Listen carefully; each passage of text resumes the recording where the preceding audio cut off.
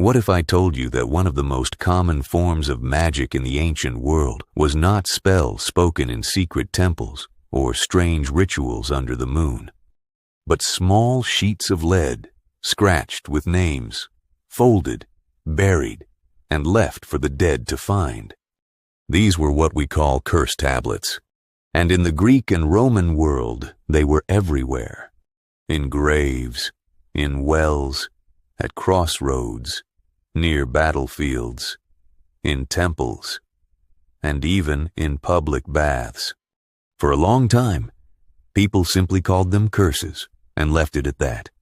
But the truth is much more interesting, because many of these tablets were not really curses at all. They were tools of control, protection, revenge, fear, justice, and desperation. They reveal a world where magic was not rare, not hidden, and not always evil. It was practical, it was personal, and it was incredibly common. Today, we are going to look at what these ancient tablets really were, how they were believed to work, and why the name curse tablet may actually be misleading. Archaeologists have found around 1,600 of these tablets in the ancient world, and that is only the number currently recorded and studied. So this was not some obscure magical custom. This was one of the most widespread magical practices in late antiquity and the Greco-Roman world. Most were made of lead. Some were written on wax, but lead was by far the most common material. It was cheap, soft, easy to carve, and easy to fold or bury. A person would write the name of a target on the tablet, sometimes with a short command, sometimes with a longer formula, sometimes invoking a god, a spirit, or the restless dead. And then the tablet would be placed somewhere connected to the underworld. A grave, a well, a sanctuary of an underworld deity, a dark pit in the earth. The logic was simple. If the dead or underworld powers lived there, then they could receive the message and carry out the will written on the tablet.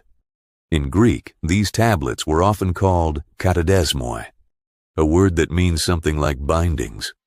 In Latin, they were called defixione, which carries the idea of pinning down, fastening, or delivering someone over to underworld powers.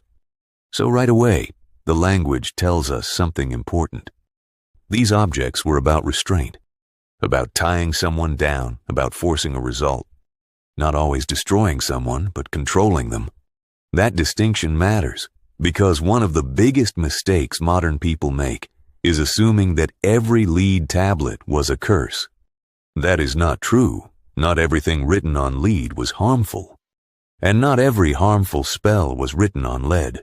Some tablets were used to stop rivals, some to win court cases, some to influence love, some to calm another person's anger, and some were closer to prayers for justice than curses in the usual sense. One of the best examples comes from Roman Britain, at Bath. The famous Bath tablets are often called curse tablets, but many of them do not actually ask for blind destruction. Instead, they ask the goddess Sulis Minerva for justice. Usually after a theft, someone loses clothes, money, or personal belongings in the baths, and then writes a tablet asking the goddess to punish the thief. But often, only if the stolen item is not returned. That is very different from a simple curse. It is more like a sacred threat. Return what was taken, or face divine punishment. In some cases, the person even symbolically gives the stolen object to the goddess. So now the thief has not stolen from an ordinary person, but from the goddess herself, and that changes everything. The punishment is no longer personal revenge, it becomes divine justice. This is why the subject is so fascinating, because these tablets show that ancient magic was not neatly divided into good and evil. Those are modern categories. For ancient people, the real question was often much more practical. Can this ritual help me? Can it protect me? Can it restore fairness? Can it give me power over a situation I cannot control? That is a very different mindset. Another surprising detail is that most tablets do not contain complex magical symbols. Modern people often imagine ancient magic as full of sigils, strange drawings, and hidden signs. But in reality, many curse tablets relied mostly on words, names, commands, and the force of the written formula itself. In other words, language was the main weapon. The act of writing was itself magical.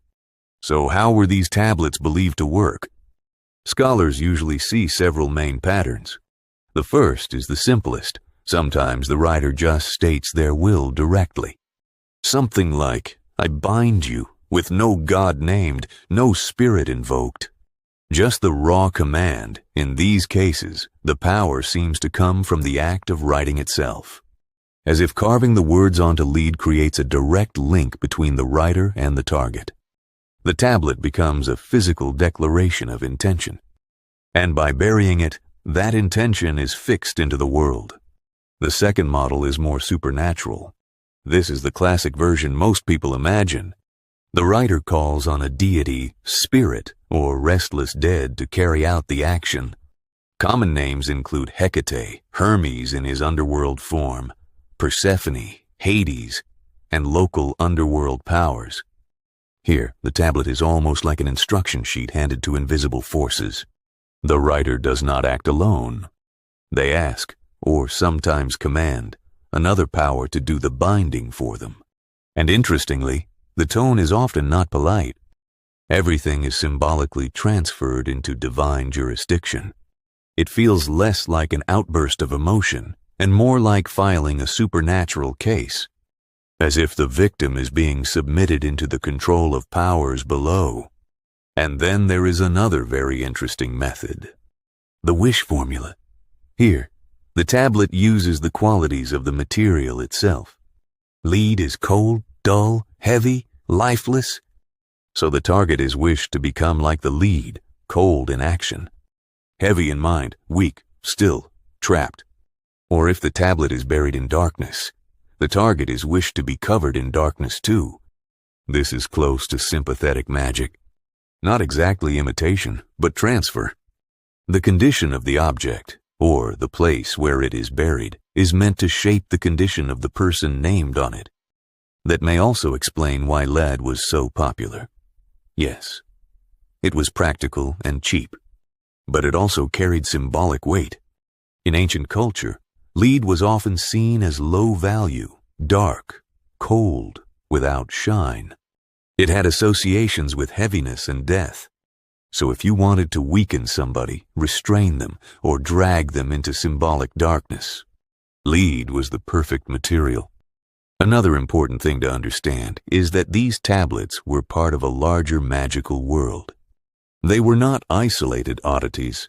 They existed alongside amulets, figurines, ritual manuals, love spells, protective charms, and prayers for justice.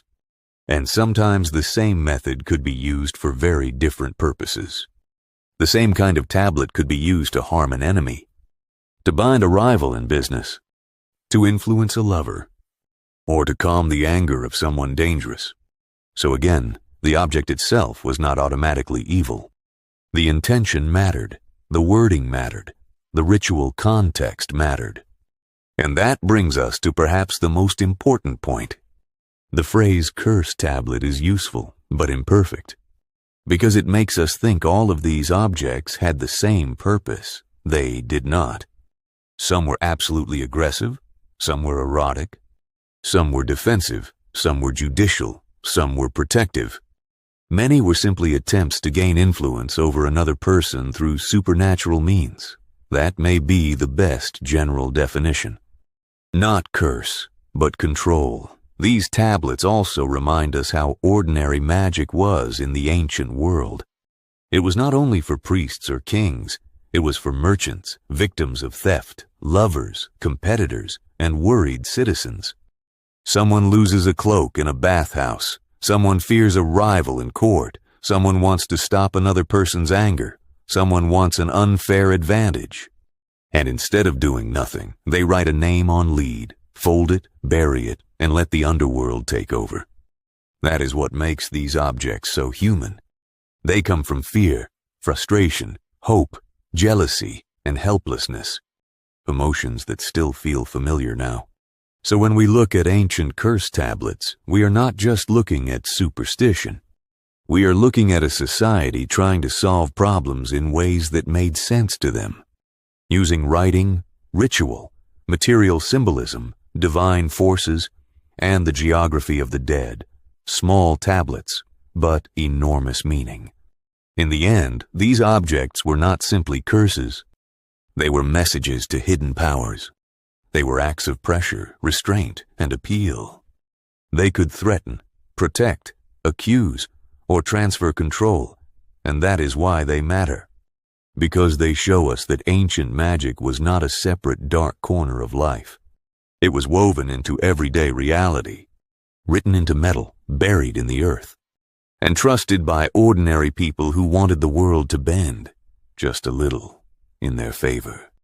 Many early tablets are written in a commanding voice, not humble prayer, but direct order.